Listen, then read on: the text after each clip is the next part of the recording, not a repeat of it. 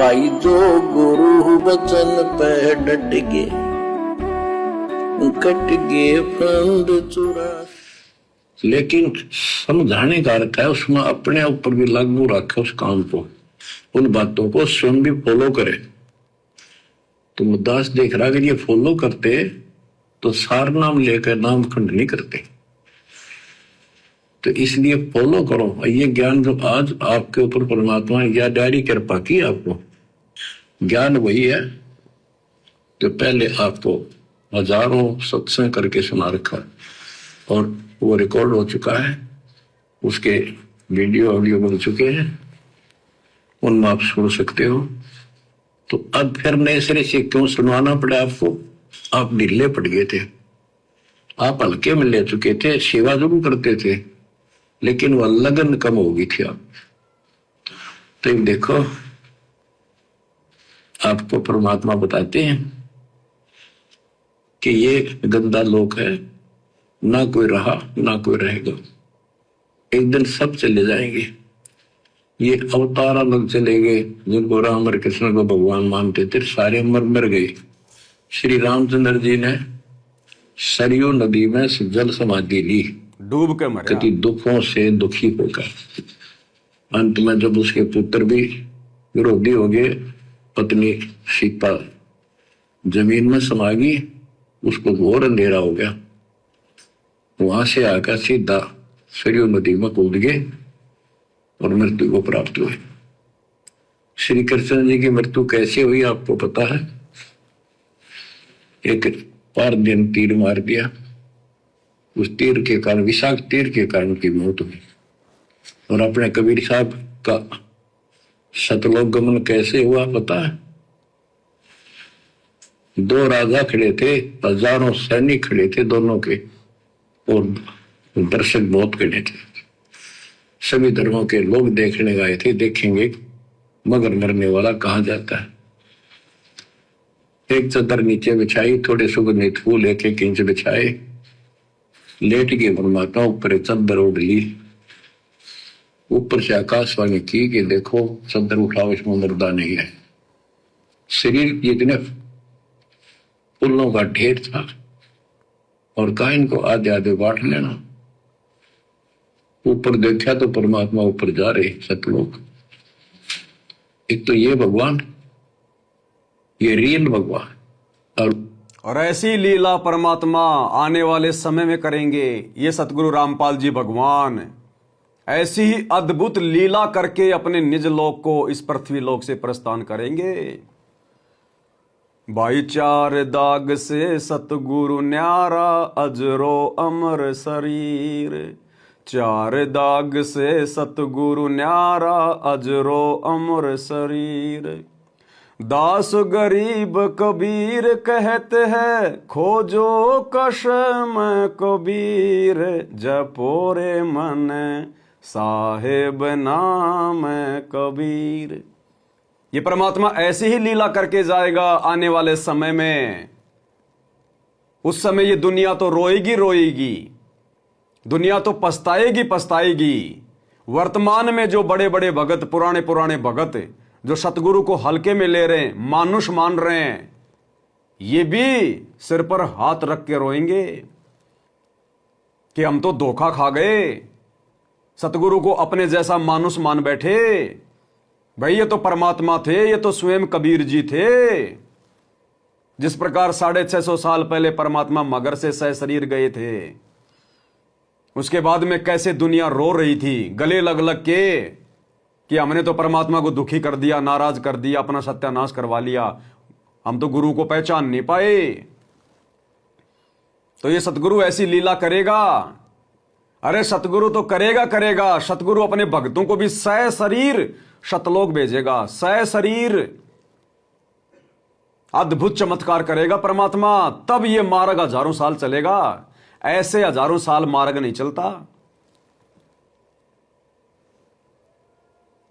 अरे 2500 वर्ष पहले ईसा मसीह एक जीव था, जीव, आप और हमारी तरह, आप और हमारे से भी कमजोर। वो काल का भेजा हुआ था, विष्णु के लोक से आया था, विष्णु का गण था। और भक्ति करते करते उसकी कैसी दुर्गति हुई, कौन भक्ति करेगा?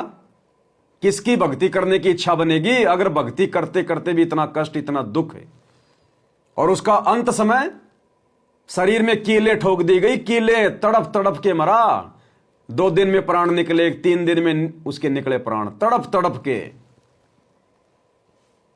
लेकिन इस कबीर परमात्मा सतगुरु रामपाल जी भगवान ने देखा कि काल भक्ति का सत्यानाश करवाना चाहता है।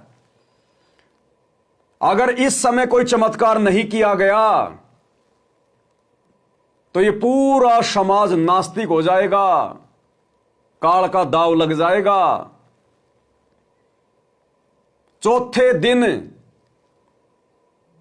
ईसा मसीह का रूप बनाकर यही कबीर परमात्मा सतगुरु रामपाल जी भगवान सबके सामने प्रकट हुए।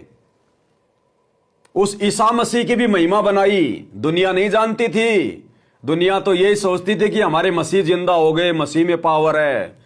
मसीह की पावर तो खत्म हो चुकी थी, बैटरी डिस्चार्ज हो चुकी थी, दुर्गति से मौत हो चुकी थी मसीह की। तो वो तो मसीह का बाप आया, कबीर भगवान सतगुरु रामपाल जी, इस भक्ति को जीवित रखने के लिए वर्तमान समय तक लोगों में धार्मिकता की ज्योति जलाए रखने के लिए। और ईसा मसीह का रूप बना के 40 दिन तक परमात्मा रहा, चमत्कार किए, अनेकों को जीवित किया परमात्मा ने। तब जाकर आज ये ईसाई धर्म चल रहा है। नहीं तो ईसा मसीह के नाम का कोई मंदिर भी देखने को नहीं मिलता, कोई चर्च भी देखने को नहीं मिलता। तो क्या ये परमेश्वर वर्तमान में ऐसे ही चला जाएगा, 4 दाग में जाएगा? ये तो अजब गजब लीला करके जाएगा जो आज से पहले कभी घटित ना हुई हो। ये स्वयं तो सह शरीर जाने की छोड़ो, अपने भक्तों को परमात्मा जिनको चाहेगा उनको सह शरीर लेके जाएगा। और दुनिया देखेगी जैसे 500 साल पहले मीरा का चाचा ससुर भवन, वो गुलाम और घोड़ा सह शरीर उस राणा के सामने, मंत्रियों के सामने आकाश में उड़ गया था, सह शरीर। ऐसे ये परमात्मा अनहोनी करेगा, तब ये काल की दुनिया के लोग मानेंगे हां सतगुरु रामपाल जी कौन थे, क्या थे। तब ये मार्ग हजारों साल चलेगा, हजारों साल। ऐसे नहीं चलता मार्ग, ऐसे नहीं चलता पंथ। ये मुसलमान धर्म का जो चल रहा है, ये पंथ चल रहा है, ये इस्लाम पंथ चल रहा है, ऐसे नहीं चल रहा। ये हजरत मोहम्मद की वजह से नहीं चल रहा। वो तो आप और हमारी तरह 2 कोड़ी का जीव था, एक इंसान था, लेना देना कुछ नहीं था। वो मरी हुई गाय जिंदा किसने की? इसी कबीर भगवान सतगुरु रामपाल जी ने, हजरत मोहम्मद ने नहीं करी। उसने तो सारे जंतर मंत्र कर लिए थे, अंत में रोने लग गया साइड में जाके। तब ये परमात्मा आए सूक्ष्म रूप में, केवल हजरत मोहम्मद को दिखाई दिए। वो मरा हुआ वो बकरा हजरत मोहम्मद ने जिंदा नहीं किया, इस कबीर परमात्मा सतगुरु रामपाल जी ने जिंदा किया। उसकी महिमा बनाई भक्ति को यहां तक लाने के लिए। और अब समर्थ आ गया, खुद बापों का बाप, no middleman, only father. और अब परमात्मा सबको एक कर देगा जो भक्ति चाहेंगे उनको, और जो एक नहीं होंगे उनको यहां से जाना पड़ेगा, यहां से जाना पड़ेगा मौत को गले लगा के। दर्दनाक मौत, अकाल मौत, चारों धर्मों वालों को। जो जो सतगुरु की शरण में आ जाएगा उसकी मौज, उसको सतगुरु हाथों पे रखेगा। बाकी भाई काल के शिकंजे में अकाल मौत मर के जाना पड़ेगा। ये कुंभ में मर गए, भगदौड़ में हजारों।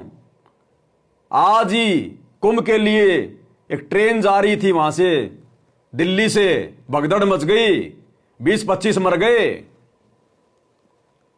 और आने वाले समय में आपको ये घटनाएं बहुत तेजी से घटित होती हुई दिखाई देंगी।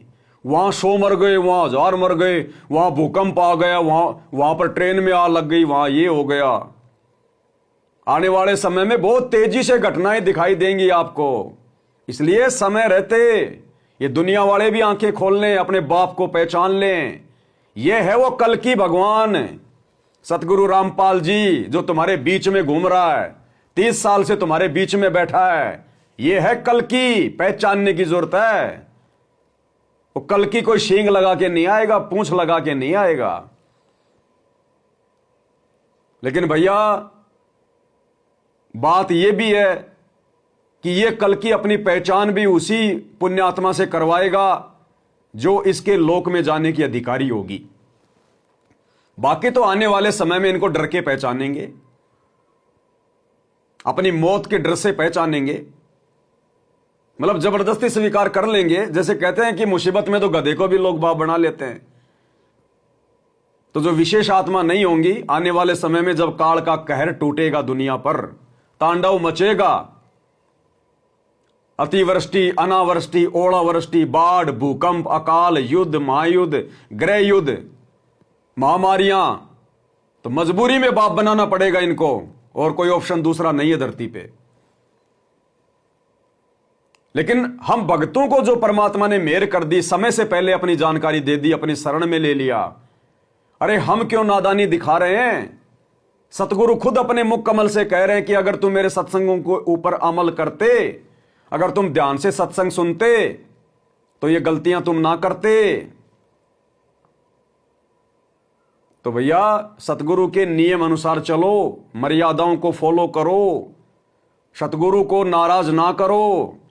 सतगुरु नाराज हो गया तो जीवन नरक बन जाएगा, नरक। और कहा इनको आधे आधे बांट लेना। ऊपर देखा तो परमात्मा ऊपर जा रहे सतलोक। एक तो ये भगवान, ये रियल भगवान, और वो नकली भगवान। वो हम मान रहे थे भगवान है, वो भगवान है नहीं, परमात्मा नहीं है। तो क्या बताते हैं गरीबदास जी, कहते हैं ये सारा नकली सांग है। आया माया आदि कीनी चतुराई, झूठी बाजी पिंड दिखाई, ताका प्रतिबिंब डारा है। सतलोक में सब सुख है, अविनाशी शरीर है, अमर शरीर है। भगवान तो अमर है ही, वहां रहने वाले भी सारे अमर है। ना वहां वर्ग अवस्था है और ना कोई कष्ट, ना रोग, ना शोक। जो गुरु बचन पे डट गे, कट गे फंद 84 के, कट गे फंद 84।